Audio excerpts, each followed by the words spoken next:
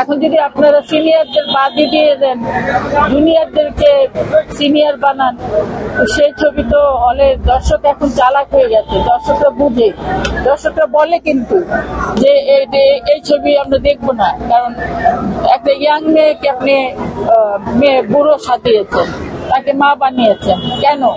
তার কি চরিত্র নেই? সে একটা ইয়াং মেয়ে, তাকে সেরকম চরিত্র দেওয়া হোক, তাকে মা নেবে কেন? মা করার জন্য তো অনেকেই জীবিত আছে এখনো পর্যন্ত। আমাদের দুঃখ কি, যখন জীবিত থাকে তখন মূল্যায়ন হয় না। এটা ভাইয়া আমি তো ঠিক এভাবে বলতে পারবো না, আল্লাহ পাক জানে। আমাদের ইন্ডাস্ট্রির অবস্থা আসলে খুব যে এখন খারাপ তাও বলবো না। ছবি বানাচ্ছে অনেকে, ছবি রিলিজও দিচ্ছে, মোটামুটি ভালো যাচ্ছে, খারাপও যাচ্ছে।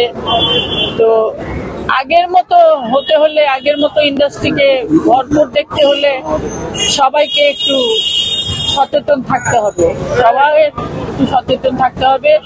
গল্প নিয়ে, টেকনিশিয়ান, আর্টিস্ট, শিল্পী, হিরো হিরোইন এদেরকে নিয়ে যদি আবার তারা একটু শক্ত হয়, ছবি বানানোর মুড থাকে, তাহলে ছবি হবে, ছবি দেখবেন আপনারা ইন্টারভিউ নিতে পারবেন। আর এখন যে হাল, এই হালে মানে কেউই নেই, এফডিসিতে কেউই নেই, শুধু এফডিসিতে খালি পড়ে আছে, শিল্পী সমিতি আছে, এখানে একটু লোকজন থাকে, আর এমনি কেউ নেই। আমরা জানি যে একটা সময় আপনারা সিনেমা জগতে ঝাঁপিয়ে বেরিয়েছেন এবং ব্যাপক পরিমাণে সিনেমা আপনারা করেছেন, দর্শকের প্রচুর সাড়া পেয়েছেন। কিন্তু এই যে এখন আপনারা সিনেমা জগতে নিয়ে বা কাজ ওইভাবে করছেন না, ঠিক আপনাদের এই জায়গাটা হবে কিনা এখনো পর্যন্ত হয়নি, আমাদেরকে নিয়ে কেউ ভাবেনি, চিন্তা করেনি। কারণ এই পর্যন্ত 99-এ আমি শেষ করেছি ছবি, তারপর থেকে আরেকটা 2017-তে দুইটা ছবি করেছি, একটা হলো রংবাজ, একটা অহংকার, আরেকটা ছবি করেছি দেশ নায়ক, ছবিটা রিলিজ হয়নি। তবে আমাদেরকে নিয়ে ভাবার সময় এখনো বোধহয় কারো হয়নি, কারণ আমরা এত ছবি করেছি, অনেক ছবি করেছি আমরা, যেগুলো স্মৃতি কেউ ভুলতে পারবে না, ভুলেও নেই। তবে এখনকার যারা টেকনিশিয়ান এসছে, ডিরেক্টর, প্রডিউসার, তারা হয়তো একটু অন্য ধরনের, নতুন ধরনের কিছু ভাবছে। তবে আমি বলবো, আমরা সিনিয়ররা যারা এখন ঘরে বসে আছি, শুধু চোখের সামনে পর্দাটাই ভাসে, কাজগুলো ভাসে।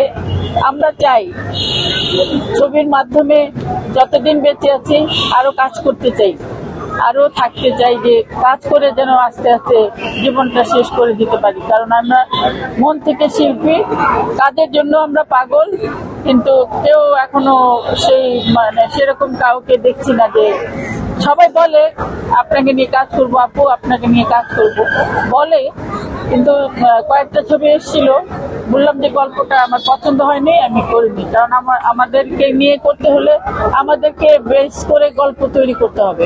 হিরো হিরোইন থাকবেই, কিন্তু আমাদের উপরে বেস করে গল্প করলে সেই ছবির মান কতদূর যাবে এটা আপনারা জানেন। সিনিয়র জুনিয়র নিয়ে কাজ করা একটা ছবি কিন্তু মূল্যবান, শক্তি থাকে অনেক। এখন যদি আপনারা সিনিয়রদের বাদই দিয়ে দেন, জুনিয়রদেরকে সিনিয়র বানান, সেই ছবি তো হলে দর্শক এখন চালাক হয়ে গেছে, দর্শকরা বুঝে, দর্শকরা বলে কিন্তু যে এই ছবি আমরা দেখবো না, কারণ একটা ইয়াং মেয়েকে আপনি বুড়ো সাজিয়েছেন, তাকে মা বানিয়েছেন, কেন?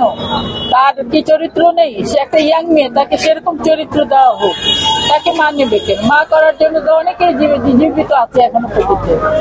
আমাদের দুঃখ কি, যখন জীবিত থাকে তখন মূল্যায়ন হয় না, যখন মরে যায় তখন সবাই একই কথা, কি ভালো ছিল, এত ভালো মানুষটা মরে গেল, এই জিনিসটা অপছন্দ আমার। আমরা বেঁচে থাকতে আপনারা আমাদের খোঁজ খবর রাখেন, আমরা কিভাবে আছি।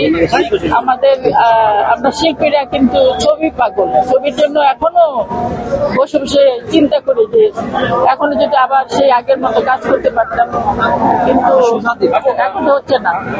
আপনারা যেরকম কাজ করছেন, আপনাদের নিয়ে ভাবছে না, আপনাদের জন্য স্ক্রিপ্ট ওইভাবে লিখছে না, এই কাজটা কেন হচ্ছে না আমাদের দেশে? আমাদের দেশ এমন একটা দেশ যে এটা আমার মনে হয় যে তাদের ভাবতে কষ্ট হয়। হ্যাঁ, তারা ভাবে এরা সিনিয়র হয়ে গেছে, এদের দরকার নেই।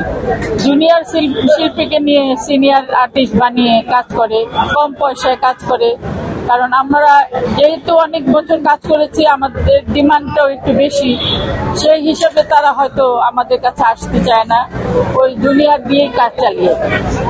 আপনারা যখন কাজ করেছেন একাধিক গায়ক একাধিক নায়িকা নিয়ে আপনারা সিনেমা করেছেন, কিন্তু বর্তমানে শুধুমাত্র শাকিব খান একাই পুরো সিনেমা জগৎ দাপিয়ে বেড়াচ্ছে।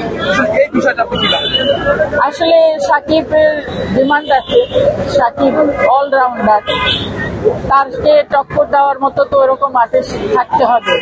আপনার মনে যদি জিদ না থাকে, আপনি যদি চেষ্টা না করেন যে তাকে আমরা টক্কর দিব, সেরকম যদি না করেন তাহলে তো কিছু করার নেই। কারণ শাকিব খান অলরাউন্ডার, অনেক কষ্ট করে কিন্তু এই জায়গাটায় এসছে ছেলেটি। হ্যাঁ, শাকিব খান এককভাবে সিনেমা করতেন, তিনি যদি আরো 2-3টা হিরো নিয়ে সিনেমা করতেন তাহলে সেই সিনেমাটা না 2-3টা, এটা তো তার দায়িত্ব না, এটা প্রডিউসার ডিরেক্টরের দায়িত্ব, এটা তার দায়িত্ব না। তার দায়িত্ব তো সে তাকে নিবে, সে কাজ করবে। সে ভালো একজন অ্যাক্টর, ফাইটার, ডান্সার, সব দিক দিয়ে অলরাউন্ডার। শাকিব খানের সাথে কারো যায় না, কম্পেয়ার করা চলে না।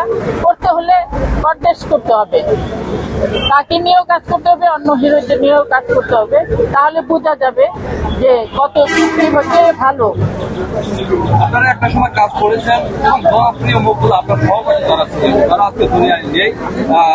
তাদের মধ্যে যদি একটু বলি, কিছুদিন আগে অঞ্জনা দিদি এবং প্রকৃতি মারা গেছে। এই বিষয়টা তাদের বর্তমানে ফিল্ম ইন্ডাস্ট্রির কি পরিস্থিতি হতে পারে সেটি একটু জানাবেন। এটা আসলে কারণ যখন জীবিত ছিল তখনও কোনো কিছু জিজ্ঞেস করেনি ছবি করবে কি করবে না, এভাবেই জীবন চালিয়েছে। এখন তো মরে গিয়েছে। প্রবীণ মিত্রর খুব আশা ছিল, এখনো ছবি সে করতে চায়, কাজ করতে চায়। সে মরার আগে বলেছে, আমার একটাই আশা, আমি ছবিতে কাজ করতে চাই, আমাকে তোমরা কাজ দাও। এখন আর যে চলে গেছে তাকে নিয়ে কি ছবি বানাবে? যারা জীবিত আছে তাদেরই খবর রাখে না, আর যে মরে গেছে তার কি খবর রাখে? যতটুকু জানি যে অঞ্জনা আপুর সাথে আপনার ভালো সুসম্পর্ক ছিল, আসলে তিনি যে মারা গেলেন আমরা যতটুকু জানতে পেরেছি যে তার মানে শারীরিক স্পট দেখা গেছে বা তার মৃত্যু স্বাভাবিক হয়নি, অস্বাভাবিক মৃত্যু। এই বিষয়টা আপনি কিভাবে দেখেন? এটা আসলে আপনারা যেটা শুনেছেন আমরাও সেটা শুনেছি, আমাদেরকে দেখানো হয়নি স্পট ছিল, তবে স্পট ছিল, এটা সত্য। এটা হ্যাঁ, যারা যারা দেখেছে তারা বলেছে যে স্পট ছিল, গায়ে প্রচুর স্পট ছিল। এটা বড় দুঃখজনক। আমরা চাচ্ছি এটার রহস্য বের করতে। তো আমরা শিল্পীরা মিলে আমরা এটা রহস্য বের করে ছাড়বো। কারণ একজন সুন্দর ডান্সার, একজন সুন্দর অভিনেত্রী, এমনি দেখতেও সে সুন্দরী, ভালো একটা মনের মানুষ, তাকে এইভাবে মরতে হবে সে তো কখনো ভাবিনি, আমরাও ভাবিনি কে এইভাবে চলে যাবে। থাকাকালীন হ্যাঁ,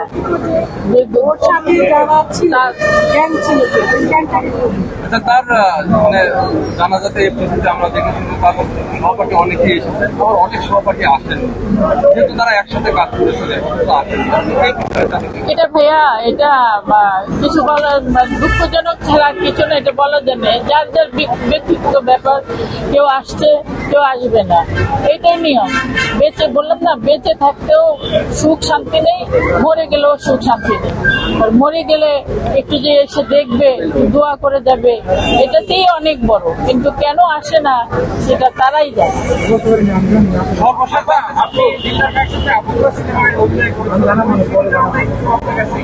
কোনটা?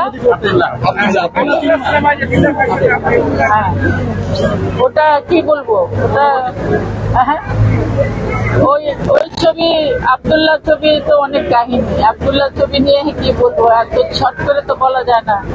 আব্দুল্লাহ ছবির হিরোইন ছিল অন্য, তাদেরকে কয়েকজনের কাছে গিয়েছিল, দিলদার সাহেবের নাম শুনে মানা করে দিয়েছে।